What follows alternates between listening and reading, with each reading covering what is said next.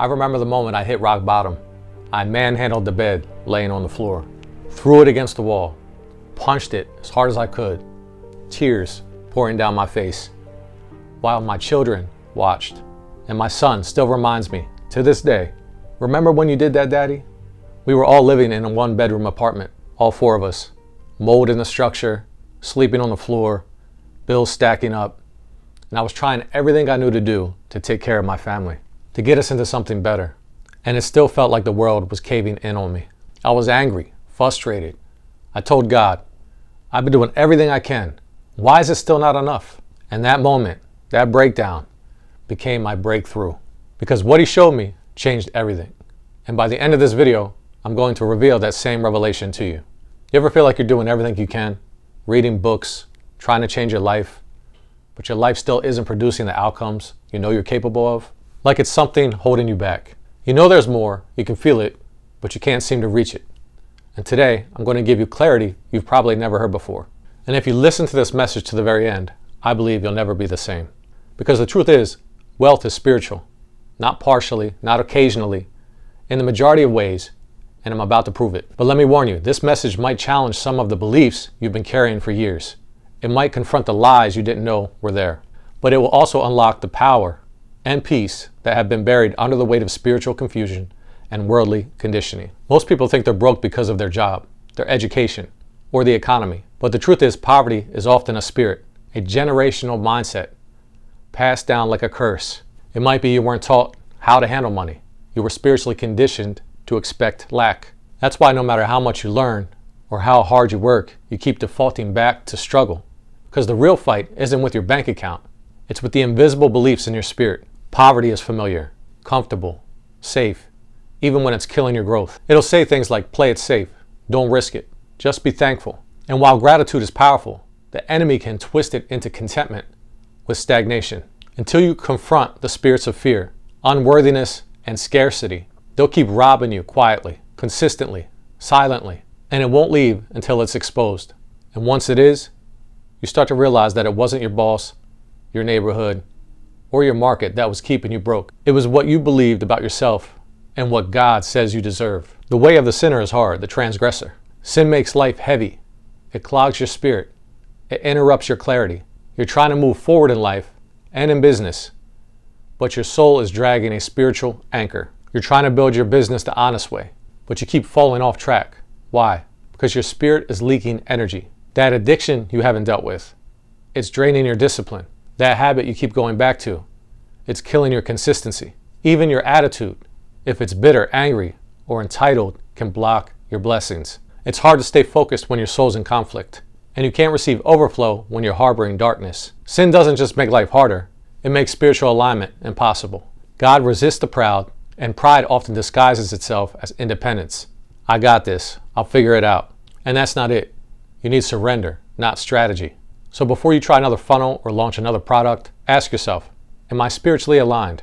Because if you're out of order in the spirit, your business will feel like spiritual warfare. And you probably know what exactly I'm talking about. You overthink every post, you doubt your price, you shrink in front of the camera, you might be procrastinating for weeks and call it planning. That's not laziness, that's spiritual tension. So let's talk about sin is wasting your time. It's devouring your progress. Every time you go back to that old habit, that lust, that quick dopamine hit, that lazy excuse, you're trading hours of clarity and vision for a few seconds of fake comfort. That sin isn't just wrong, it's expensive. It's costing you focus, creativity, discipline, and even divine opportunities God would have sent if you were in position. You can't plant sin and expect good fruit. The truth is, you're trying to build a legacy on contaminated ground, and it's not working because God doesn't bless what he did in birth. And even if you did have some success, you would be in the enemy's camp. So let's talk about one other area that stops people's progress that people might not even realize. Food. Sometimes eating becomes a form of escape, not because you're hungry, but because you're stressed, anxious, or trying to avoid something deeper. You're eating out of comfort rather than to survive. And the enemy will use that too.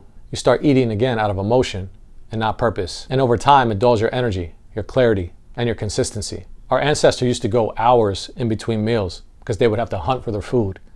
Our bodies are not meant to overindulge in food all day. Too much sugar, it gives you a quick boost, then crashes you hard. You can't focus, you feel sluggish. Sugar actually contributes to the ADD mind. You lose hours of productivity and can't even trace where they went. Too much caffeine, the same deal. It might hype you up in the moment, but over time it drains your nervous system, especially when you depend on it. You start feeling wired, but tired, burnt out, irritable, and disconnected. When your physical energy is low, your spiritual flow slows down too. Your ideas don't hit the same. Your ability to produce content, show up with excellence, or stick to routines all start falling apart. And if your body is out of order, your productivity will be too. If your system is heavy, your vision will feel cloudy. Take care of your body, because God gave it to you to carry out your calling. And when your energy's off, your mission suffers. Spiritual discipline and physical discipline go hand in hand. The system of sin doesn't just steal your soul, it steals your schedule, your strength, and your success. So let's talk about the devil and his economy now. He funds movements, platforms, and influences with dark energy. That's why the porn industry is a billion-dollar machine. That's why lies go viral. That's why deception is often more profitable than truth in this world. Because shame, lust, ego, and manipulation are valuable in the enemy's market. Hell has a marketing budget. It pays you with bondage. You might get the bag, but you lose your soul in the process. And some don't even realize that they're serving the devil. You might get views, but you can't sleep at night. You might go viral, but your spirit stays dry. Let me ask you a serious question. What spirit is funding your business? Heaven or hell? Because both can cut checks, but only one pays in peace of mind and peace in your heart. So you might ask, why do people who don't believe in God still make money? Why are there some that still get rich? Because many of them are unknowingly serving darkness. They think they're just being ambitious or self-made, but spiritually they're being used. The devil doesn't need your worship. He just needs your disconnection. He'll use your pride, your trauma, your lust, your grind obsession, and have you building his kingdom while thinking it's yours. Until you're saved, you don't just have a sin problem, you have a lordship problem.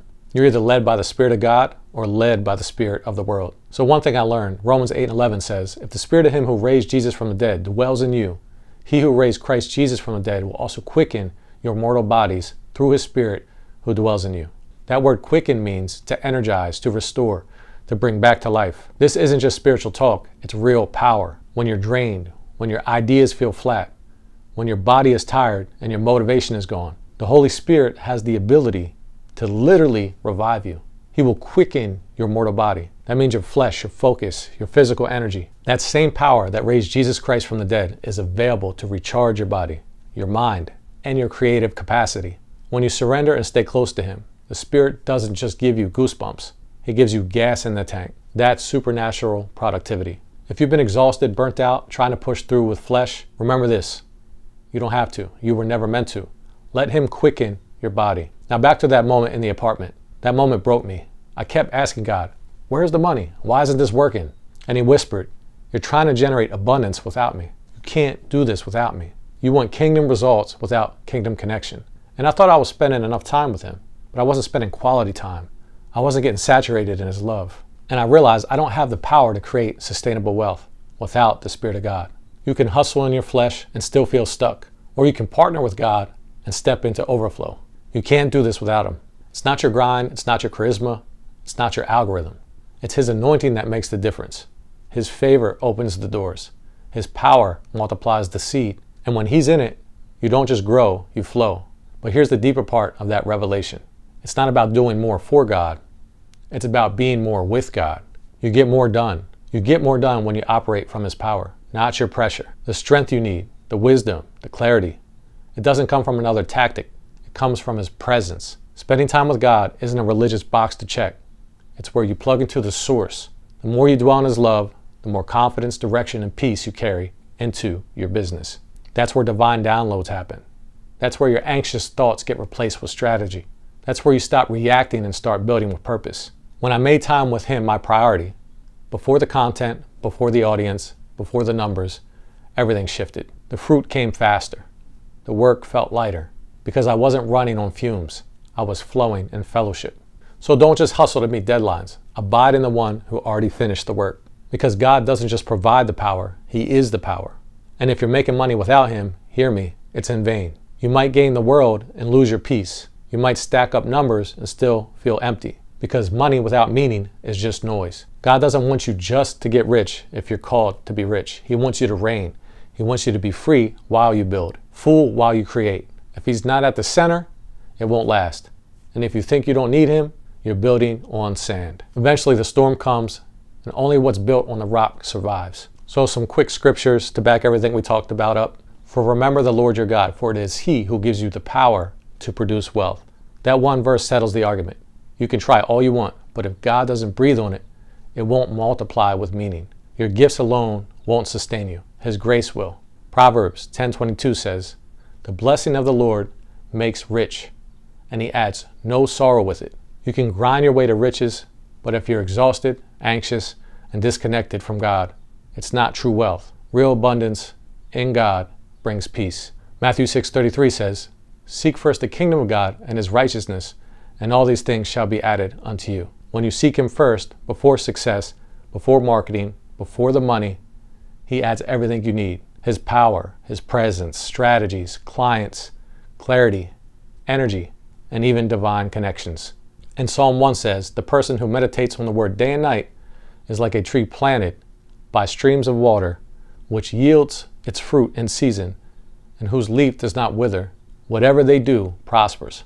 Not sometimes, whatever they do prospers. This is why it's spiritual. It's not just about the outer work. It's about the inner alignment with God. When you're rooted in him, you produce lasting fruit. So if you feel stuck or you feel like you're in between, you want to grow your business, expand your income, live in abundance, but your soul feels dry. You've tried the tactics, you've followed the gurus, you've downloaded every freebie, you've watched every YouTube video, you still feel like something's missing. That missing piece is not another strategy.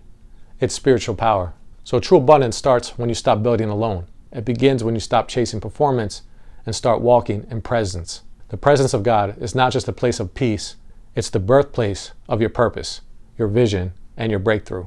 So if your life has been marked by striving, let this be the moment you shift into surrender. If your business has been draining you, maybe it's time to let God build it through you. Psalms 127:1 says, unless the Lord builds the house, the builders labor in vain.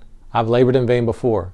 I've watched months of effort produce almost nothing because I was operating on fumes, not faith. But again, when I started my mornings in his word, when I slowed down and actually asked God what he wanted me to do next, everything changed. The opportunities became clearer, the right clients came, the content hit deeper. And that's what I want for you.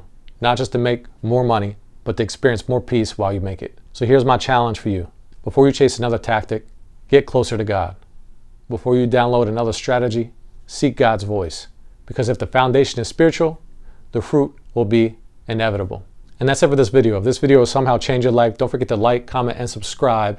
And I invite you to check out my current offer on how to build a one-person digital empire with just 1 hour a day. And I'll see you on the next video. I'll see you soon.